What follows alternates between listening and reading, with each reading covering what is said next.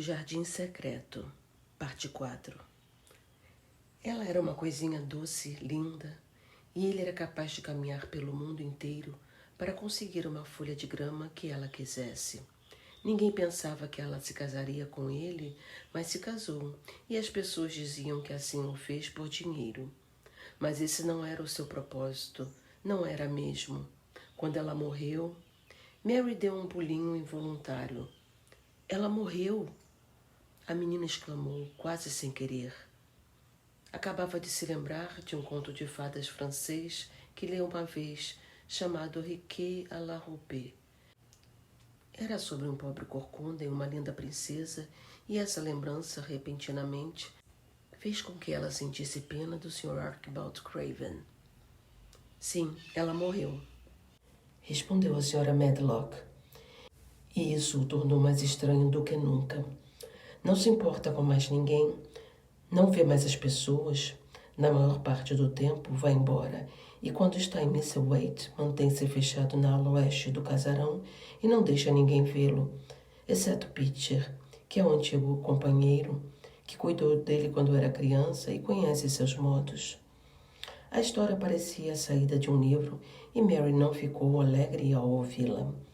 Uma casa com centenas de quartos, quase todos fechados e com suas portas trancadas, uma casa à beira de um pântano, seja lá o que um pântano fosse, parecia sombrio.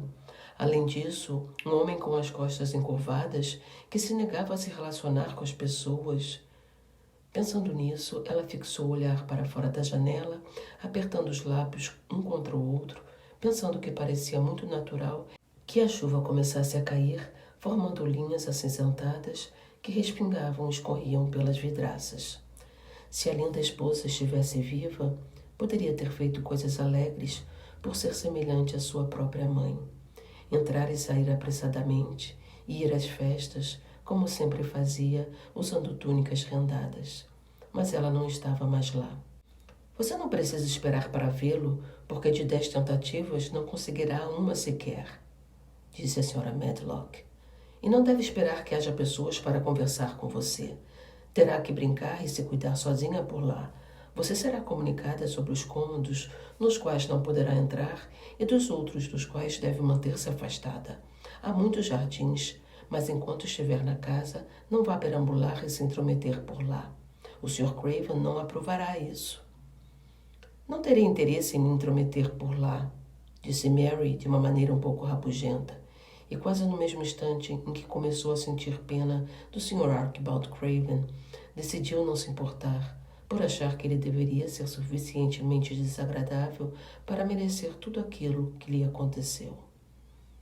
E virou o rosto na direção das vidraças da janela do vagão de trem, por onde a água escorria, e olhou atentamente para a tempestade cinzenta que parecia querer continuar para todo sempre. Olhou-a por tanto tempo e tão constantemente que o acinzentado do céu se tornou mais e mais intenso até que a fez cair no sono. A menina dormiu por um longo tempo e, quando despertou, a Sra. Medlock comprou-lhe uma cesta de almoço em uma das estações. Esta continha frango, carne de vaca fria, pão, manteiga e chá quente. A chuva parecia estar caindo mais forte do que nunca e todos na estação usavam materiais à prova d'água, úmidos e brilhantes. O guarda acendeu as lâmpadas no vagão e a Sra. Medlock animou-se bastante enquanto se alimentava com chá, frango e carne de vaca. Comeu uma grande quantidade, adormecendo em seguida, e Mary sentou-se, olhando fixamente para ela, observando a delicada touca escorregar para um lado, até que pegou no sono mais uma vez, no canto do vagão, embalada pelos respingos da chuva contra as janelas. Estava muito escuro quando despertou novamente, no momento em que o trem parou em uma estação e a Sra. Medlock lhe sacudiu. — Você adormeceu, ela disse.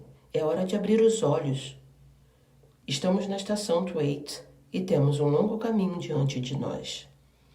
Mary ficou de pé e tentou manter os olhos abertos enquanto a Sra. Medlock juntava seus pacotes.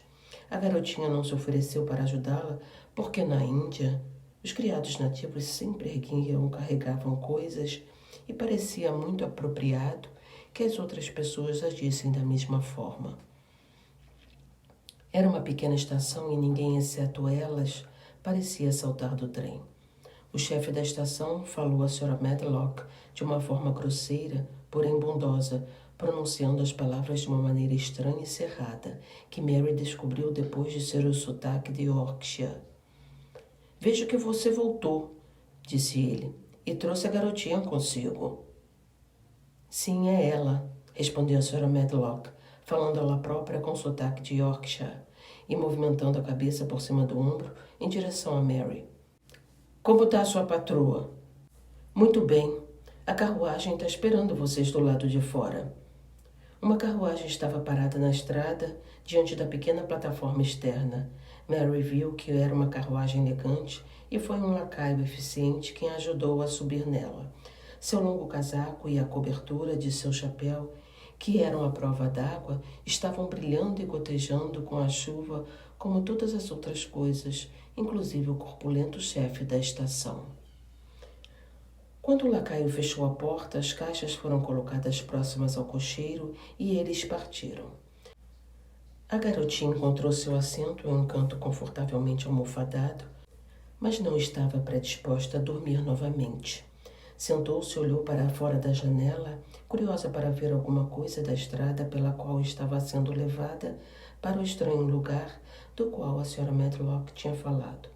Não era de modo algum uma criança tímida e não estava amedrontada, mas sentia que não tinha nenhuma ideia do que poderia acontecer em uma casa com uma centena de cômodos, quase todos fechados, uma casa que ficava à beira de um pântano. "O que é um pântano?" disse ela repentinamente para a Sra. Medlock. "Olhe para fora da janela em 10 minutos e você o verá", respondeu a mulher. "Temos que seguir viagem por cerca de 8 quilômetros, através do pântano Missile, antes de chegarmos a Manor. Você não verá muito, porque a noite está escura, mas pode tentar ver alguma coisa." Mary não fez mais perguntas, mas esperou na escuridão de seu canto, mantendo os olhos na janela. As lâmpadas da carruagem projetavam raios de luz até uma pequena distância à frente deles e ela via de relance as coisas que passavam.